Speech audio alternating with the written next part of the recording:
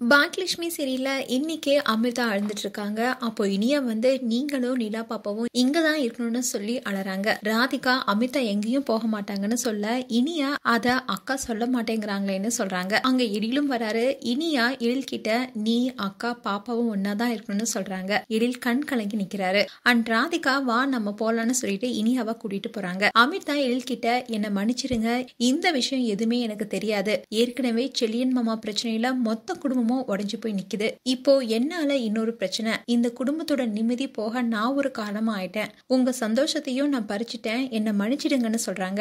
எழில் இதுக்கு நீ என்ன பண்ணுவ, அவர் உயிரோட இருக்கிற விஷயம் யாருக்குமே தெரியாதுன்னு சொல்றாரு. உடனே அமிர்தா எனக்கு என்ன யோசிக்கிறதுனே எனக்கு தெரியல, எனக்கு தலையை வெடிச்சிரும் போல இருக்கு, உங்களுக்கு துரோகம் பண்ணணும்னு நான் என்னைக்குமே நினைக்கலன்னு சொல்றாங்க. எழில் நீங்க ரெண்டு பேரும் என் உயிர், உங்களை பிரிஞ்சு என்னால இருக்கவே முடியாதுன்னு அழறாங்க. இன்னொரு பக்கம் கணேஷ் அமிர்தா என் கூட வர நான் என்ன வேணாலும் பண்ணுவேன்னு ரொம்ப ஆக்ரோஷமா வீட்டுல இருக்க பொருளை போட்டு உடைச்சி உள்ள போறாரு. இதுதான் இன்றைய எபிசோடா வரப்போகுது.